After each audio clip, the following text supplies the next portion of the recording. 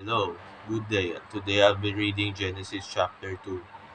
Thus, verse 1 Thus the heavens and the earth were completed in their vast array.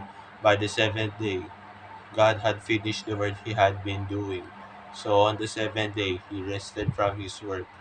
Then God blessed the seventh day and made it holy because on it he rested from all the work of creating that he had done.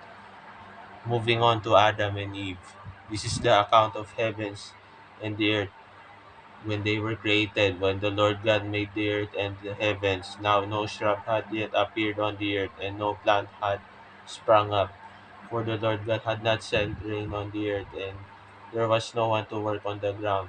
But streams came up from the earth and watered the whole surfaces of the ground. Then the Lord God formed a man.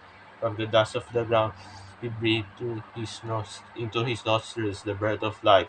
The man became a living being. Now the Lord God had planted several gardens in the east in Eden, and there he put the man he had formed. The Lord God made all kinds of trees grow out of the ground, trees that were pleasing to the eye and good for food.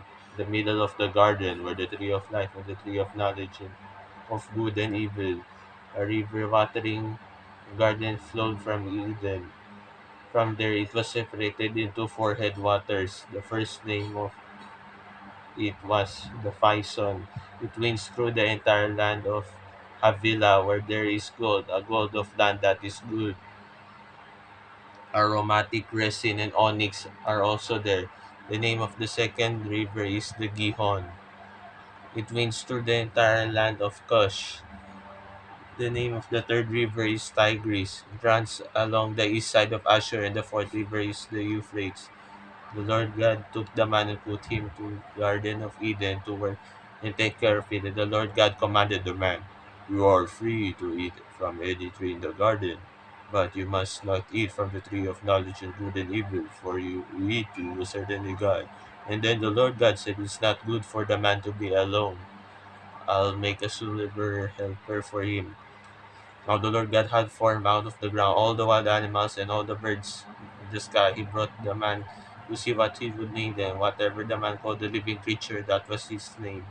So the man gave all names to the livestock, the birds in the sky, and all the wild animals.